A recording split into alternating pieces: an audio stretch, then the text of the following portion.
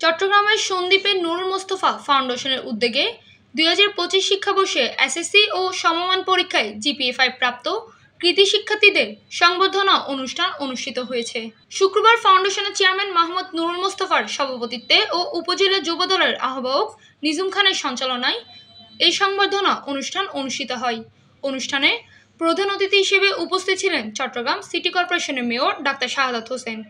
অনুষ্ঠানে বিশেষ অতিথি ছিলেন বিএনপি জাতীয় নির্বাহী কমিটির সদস্য তারিকুল আলম, তেনজিং সন্দ্বীপ উপজেলা বিএনপির আহ্বায়ক অ্যাডভোকেট মাহমুদ আবু তাহের, উপজেলা বিএনপি সদস্য সচিব আলমগীর হোসেন ঠাকুর, পৌরসভা বিএনপির ভারপ্রাপ্ত আহ্বায়ক মোশাররফ হোসেন দিদার, মোহাম্মদ জামশেদ, ফজলুল করিম বাবুল, মহানগর স্বেচ্ছাসেবক দলের সিনিয়র সহসভাপতি জিয়াউর রহমান জিয়া এবং মহানগর ছাত্র দলের সাবেক সহসভাপতি ইঞ্জিনিয়ারিং সাখাওয়াত হোসেন শাহিন হায়াত।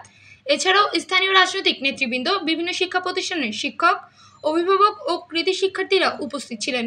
বক্তারা শিক্ষার্থীদের সাফল্যের জন্য অভিনন্দন জানিয়ে দেশের সুনাগরিক হিসেবে গড়ে উঠতে সৎ, শিক্ষিত ও নৈতিকতার পথে চলার আহ্বান জানান। অনুষ্ঠান শেষে চলিত বছরের জুলাই মাসে নিহত সন্দ্বীপের 2 শহীদ পরিবারের হাতে নগদ অনুদান প্রদান করা হয়। এই ধরনের একটা মহতী অনুষ্ঠানে আমি আজকে উপস্থিত থাকতে পেরে নিজকে অত্যন্ত গর্বিত মনে করছি। নুরুল মোস্তফা ফাউন্ডেশন আয়োজিত আজকের এই সন্দ্বীপের যারা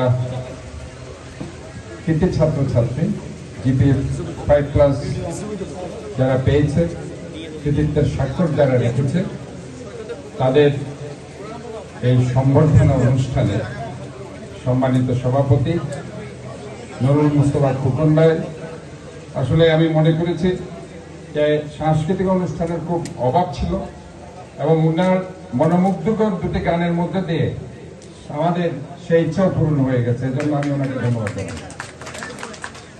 আজকে এখানে অনেক বড় ব্যক্তি মঞ্চে উপস্থিত আছেন। আমার ছোট ভাই, বিএনপির কেন্দ্রীয় কমিটির সম্মানিত সদস্য,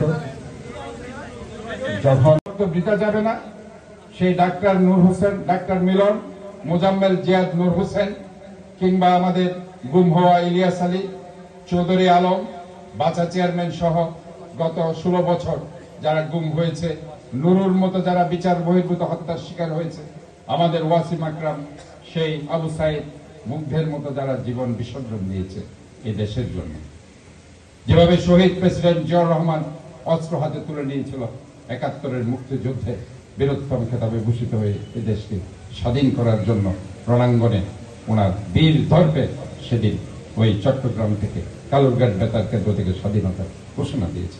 কাজে এইভাবে আমাদেরকে এগিয়ে যেতে, কোনো কিছু পাওয়ার জন্য নয়, দেওয়ার জন্য। শহীদ জিয়া স্বাধীনতার ঘোষণা করে যুদ্ধ জয় করে রাষ্ট্রপতি হননি, ব্যারাকে ফিরে গিয়েছে, কিন্তু স্বীকৃতি পেয়েছেন সে 75-এর পর ওনাকে জনগণের সিপাহী বিদ্রোহের মাধ্যমে জনতার সিপাহীরা মিলে ওনাকে রাষ্ট্রপতি করেছে।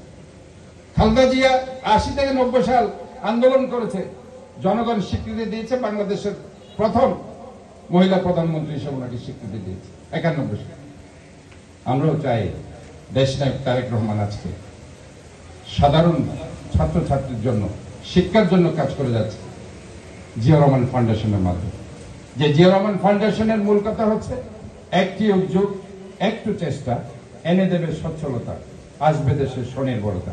এই জিয়াউর রহমান ফাউন্ডেশনের আমি একজন প্রতিষ্ঠাতা সদস্য চট্টগ্রাম, এবং আমি একজন চিফ কোঅর্ডিনেটর হিসেবে কাজ করছি সে 2001 সাল থেকে। তাই আমি জানি এই দেশকে নিয়ে ওনার অনেক স্বপ্ন আছে, এই স্বপ্ন বাস্তবায়নের জন্য আপনারা ওনার পাশে থাকেন। এবং আমি আজকে এখানে সন্দ্বীপবাসীকে বলতে চাই যে এগিয়ে যেতে হবে বীর দর্পে। এই সন্দ্বীপবাসীর মধ্যে কেউ না কেউ একদিন বাংলাদেশের প্রধানমন্ত্রী হবে, বাংলাদেশের রাষ্ট্রপতি হবে, এই বাংলাদেশকে এগিয়ে নিয়ে যাবে, এই আশা করে সবাইকে ধন্যবাদ জানিয়ে সবার সুস্বাস্থ্য দীর্ঘায়ু কামনা করে আমি বক্তব্য শেষ করছি। এবং যারা শহীদ, তাদের আত্মত্যাগ আবারও বলছি কখনো বৃথা যাবে না। বাংলাদেশের জন্য তারা যে ত্যাগ স্বীকার করেছে, আমরা একটি দুর্নীতিমুক্ত সমৃদ্ধশালী বাংলাদেশ ইনশাআল্লাহ নেক্সট জেনারেশনকে আমরা দিয়ে যাব, এই প্রত্যয় ব্যক্ত করে সবাইকে ধন্যবাদ জানিয়ে আমি আমার বক্তব্য আমি জিজ্ঞেস করবো না, কারণ যে তাপ, যে গরম করছে, সবাই বাতাস করছে, তাই আপনাদের এই দীর্ঘ সময় বসে থাকা, এই কষ্ট করে আপনাদেরকে এখানে মঞ্চে পিছনের দিকে না গেলে আপনারা হয়তো বলবেন যে হঠাৎ এতদিন কোথায় ছিলেন আপনি। 2013 সালে আমাকে সন্তোষপুর মাদ্রাসায় গিয়েছিলাম সন্ধ্যার সময়, প্রচন্ড ঠান্ডা, দেখি বারান্দায় ঠান্ডার মধ্যে বাচ্চারা পড়ে। তো আমি হুজুরকে জিজ্ঞাসা করলাম রুম নাই তাদের পড়ার জন্য, বলে যে না, রুমে কোনো জায়গা নেই, এই ঠান্ডার বাতাসের মধ্যে তারা পড়ে। তা আমি বললাম তাহলে আরেকটা বিল্ডিং করেন, বলে আমাদের পয়সা নেই। আমি বললাম ঠিক আছে, আমি আরেকটা বিল্ডিং করে দিব, আপনারা জায়গা দেখিয়ে দেন। ওনারা জায়গা দেখিয়ে দিলেন। আমি সাথে সাথে ওখানে 50,000 ইট পাঠিয়ে দিলাম। এটা ডেস্ক নিউজ, PI 71 টিভি।